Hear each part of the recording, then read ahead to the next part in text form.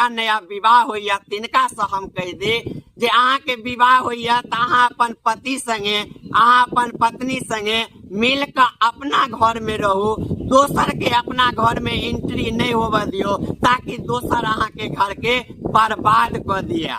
आज देख लियो ई महिला जे छे सबके घर में एंट्री क और घर के तोड़ रहल छे। ते एहन महिला से बचे और जे भी नवविवाह छे उनका कह दे अपन पति पत्नी सुख दुख बतियाओ, अपन जे समस्या रहा ओकर अपने समाधान कराओ। ई ने ककरो कहला पर अपन पति के डेथ सर्टिफिकेट बनवा लिया, अपन बेटा के नाम दोसर के बाप के नाम दक एडमिशन करवा लिया।